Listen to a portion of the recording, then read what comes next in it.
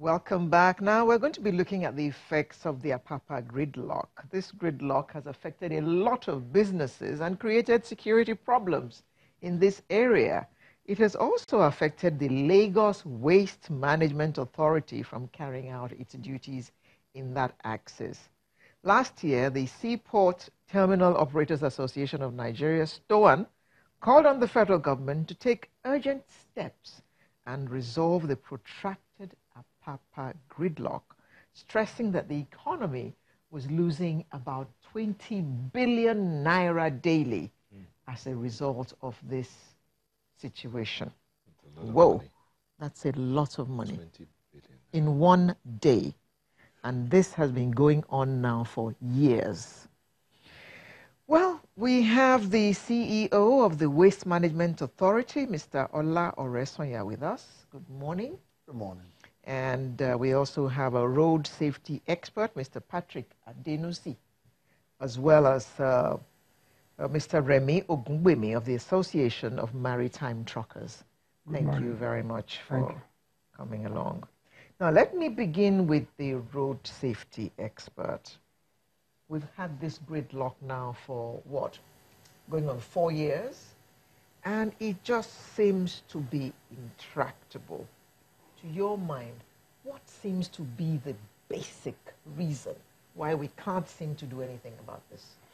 Yeah, it's quite complex, and it starts from the federal government. The federal government has failed in ensuring that access to the port is seamless. The roads are dead. The roads are not bad. The roads are dead. Now, next to the federal government are the terminal operators. They have formed a cartel. Sorry, if I may enter, I just got the figures here and it's shaking me. So if we're going by Stoan's calculation of 20 billion naira a day, times 365, times 365 days in a year, that amounts to about over 7 trillion naira. Oh. Yeah, I mean, it's more than that. It's actually more than that. So the entire budget of the economy... They have not put into their 20 billion what we also lose in traffic. Because the man hour we lose in traffic, the wear and tear on our vehicles, the time. By the time that is also included, it's more than 20 billion daily. Plus, vacant properties in Apapa, businesses not able to run their businesses in Apapa or shut down. That's right. So now the STOAN, they are a problem. The terminal operators are a problem. Is a big look. If I sit on the seat of the presidency of this country, the first thing I'm going to do is just to dismantle them. Okay. They make money from containers not coming in. They make calls for trucks to come. They go to MP and say, okay, look, we need 800 trucks. Meanwhile, they are going to accept 50. And so you see 750 on the roads. So they are actually a problem. They are benefiting from those trucks being on the road, the containers not having access to the port, and also there's a big business in the security industry. The security team that are meant to assist in the flow, because some people will now come to now induce them and say, look, you know what, I want to get to the port faster than every other one. So please take this 20,000 naira to help me. And so they take them against the traffic. So that's also a big business. That's the reason for all of this that we are seeing in Apapa. Mr. Imbibe, the last time you came to this program, you told us about some system that you all were going to operate to make sure that that gridlock is not on the road. A call-up system by MPA, I think you said at the time. How effective has that been? Yeah, before I go to that, let me even say, thank God that you were able to quantify. STOAN are able to quantify. There are things that we cannot even quantify. Something that involves life. These things are involving life. Lives of owners of the truck, lives of the driver of the truck. Can we quantify the cost of life? No. That is important. For your information, we received a very big blow this week. What are the blow? Even the trucks that are carrying containers that are being seized by custom. Custom have started auctioning the trucks. And the law they are using, I know it has to do with the trucks that are doing border crossing, trucks that are carrying goods from one border to our country. But presently, I want to use this opportunity to appeal to the presidency, to the National Assembly, to look into that law. Our members are dying. As I speak, there are trucks of our members that have been sighted on the road, be driven, be owned by another person. Please, I'm begging the authorities to help us stop the auctioning of these trucks. It's claiming lives. Lives, means of livelihood.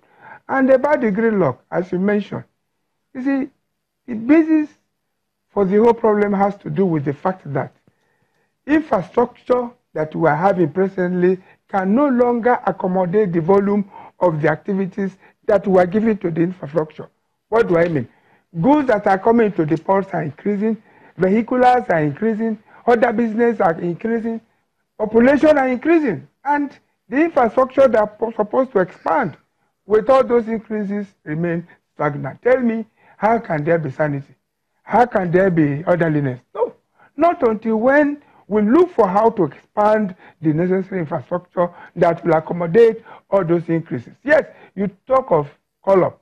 Yes, we have started running the call-up, but the call-up has human contact, which is manual. What we are saying is electronic, something that will inform you. There will be no need of you coming out of your garages if you have not received information to come. But as it is now, because of the human contact that is involved, there are a lot of favorism on this call-up, and it is not properly regulated, as Mr. Patrick have actually mentioned, because if they give a call-up for about 100, maybe hardly with 50, or even lesser go. That is why we have the gridlock. So I will blame the government for not putting the necessary infrastructure in place. What are the infrastructure? We should move away from this analog way of doing business and move to digital. Thank you.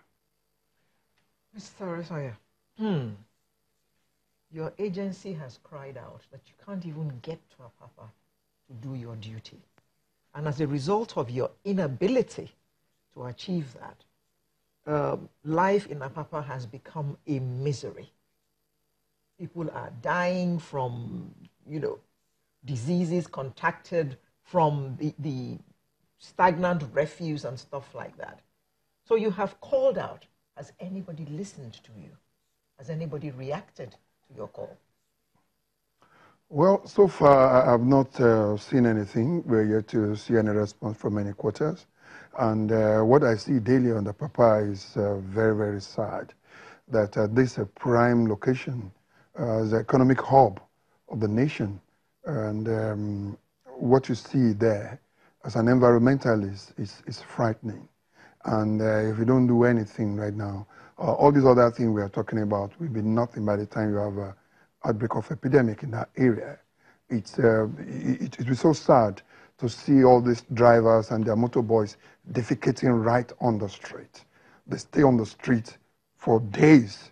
Their trucks will get spoiled on the queue. They have to bring a mechanic to be fixing, dropping engines right on the road, turning the road into mechanic workshop. So the degradation that is going on the road itself is huge.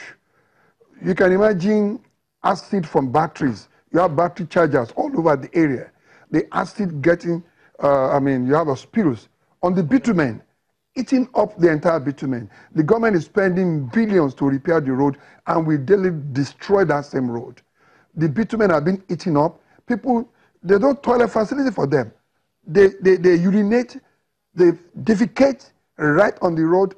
All these food vendors, they sell food there, and they dispose of their refuse right there on the road, in the context of the waiting for call-ups or whatever. It's terrible. I have a lot of clients there. Their household, there are people living in Apapa, for God's sake. They have their refuse. They need to move their refuse out. We cannot move their refuse out. We have offices that are closing offices. Refuse is threatening most of them. There was a particular case of an office, about a 10-story building. All right, right there, they have their sewage It's overflowing. To really get a truck to evacuate the sewage, they cannot up to now. So the sewage is overflowing to the main gutters in Apapa. It's a terrible situation. It's an alarming one. So I think these are consequences of whatever actions, whoever's supposed to take the right action, they're not doing. But this is a Apapa gridlock thing. The conversations have been on over time, over and over again about what needs to be Mr. Adeni. You see, conversations, road safety has had conversations about this, the military has had conversations about this, government has had conversations about this, even the truckers have had conversations, the residents have come out in protest. How is it that none of this seems to coalesce or to come about a solution? To solve this is the problem. Yeah, well, talk is cheap. You can talk about something and not be serious about it. If we value what we lose, let's even take the Stoan figure. 20 billion naira daily. That's huge. If you take that together in a month, that's 600, Abi. That's 600 billion. 600 billion converted to dollars. Take that out of some economies in the West, they will stagger. And we are wondering that unemployment is increasing, life is hard, we are now classified as a miserable set of people. Look, customs, standard organization, as you finish with them at the terminal operator, there is a custom check again at the gate of the port. As you leave there 1 kilometer to 1.5 kilometers, there's another custom check. 300 meters after that, there's another custom check. Immediately you pass that, you see standard organization, and we are wondering the traffic is not moving. Apapa, life in Apapa has actually been destroyed. We do not value anything. Some years ago, Lagos State government had a workshop, and they invited one of the facilitators came from Sweden, and he said that the value of the monetary value of a Swedish citizen is $3 million. So he asked us a question. He said, what is the monetary value of a Nigerian life? And all of us were looking. And I said 50 for 1 naira, because every other person kept quiet. And I said 50 for 1 naira. They said, oh, no, how did you say so? I said, okay, what is it? They said nothing. So if we place value, if we look at it that, okay, a Nigerian life, an average life is valued at $1 million, and we have several thousands of us just being dehumanized. If you put that in monetary terms, we will do something quickly about it. Government is just mounting ease of doing business and all of that. They are all crap. They are not doing anything. Trucks are falling daily. Somebody goes to borrow money at 35%.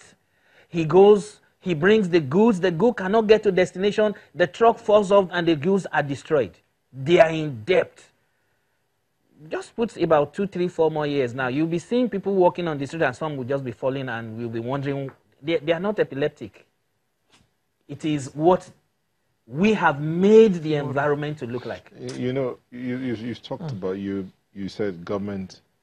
When I started talking, I talked about different people that have had conversations, but you've narrowed down to government. Let's see, is that something that the associations, the individuals can do while waiting for government to act, to ease this whole situation? Well, there's nothing we can do without government, because government owns everything. Even though if there's anything we have in mind that we can do, we cannot achieve it without government. For example, we discover a place that can serve as truck terminal, so that truck will not just be littering on the road, because it is not with the interest of the owner, of the driver of the truck, to be on that road. It's not our best. But what do? There's a place we discovered. We have started cutting away the refuse, start some filling the place, but at the time, when government say no, there's nothing we can do. We have to leave the place. They said they will prefer the place to serve as low-cost housing, and we cannot fight government, because government is second to God. Even at that, look at the way trucks are parking on the bridge. It's not the best. May God forbid. Yes, I believe in the efficacy of prayer. If we are saying, may God forbid, we should do the needful to make sure we create a place that will serve as a truck terminal. Instead of parking trucks on this bridge. If this bridge collapses, what happens? So we shouldn't wait until when people will start bringing relief material to after the bridge might have collapsed. And whereas there are things we can do. I said it the other day that we are not fighting war in Lagos, and we will not see any war by God's grace. We have more than 100 barracks in Lagos. Why is it that we cannot relocate some of the barracks and allow that place to serve as a truck terminal to address all these problems? Allowing trucks to remain on the road, on the bridge. If the bridge collapses, what happened? So government is to blame for everything that is happening. And I still use this occasion again to appeal to government. All those are trucks that are that are being impounded by custom. Let them release it to us. Let them stop the auctioning of our trucks. Mr. Imbibe, when the president was coming to visit Lagos, the trucks suddenly all disappeared. All. Please, pray tell, where did they disappear to? Magic one. Yeah, I will say it's our president. We can do all as a sign of respect, to respect him as our president, to make sure we allow him to move freely. And I must tell you, at least about 80 or 85% of all those trucks you are seeing have their private truck terminal. But there's nothing to regulate their coming, their movement. Nothing to tell them when to come and when not to come. So it is how closer to the port that will determine how and when to load. We need something to regulate. So what you're saying is, again, that's back again to what the associations can do, what the individuals can do. So you're saying that if 80 to 90% of those trucks, you say they have their own private terminals. Yes. If there's a system of calling forth, then they don't have to be on the road. Beautiful, of course. So who will create that system for you? Well, it's the authority. We don't have the capability to do that.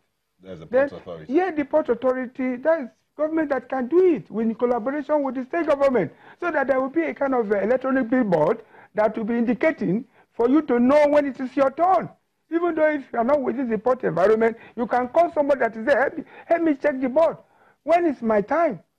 If they are attending from number 100 to 200, if you are number 500, you'll be relaxing anywhere you are. You will know the time of the day, whether it's going to be morning, afternoon, evening, or night. But presently, there's nothing to regulate that. So the call-up system, which I mentioned before, is manual. Anything manual with human contact and lot of favorism will be there. Mr. Denusi, this thing doesn't sound like rocket science. We've been at this thing now for what, 4 or 5 years, and there is still no system to call them up so that they don't have to park on the road, on the bridge, and everything. Yeah, well, like we all know, you can't reinvent the wheel. The West have gone through these teething challenges, and so we can copy them without being charged. And copy and paste. And beyond that, we have a lot of sound minds in Nigeria. Just like Chief said, yes, these are the way to go. The authorities are not interested. Please hold your thoughts. We'll take a moment and we'll come back to look at why are they not interested. Please don't go away.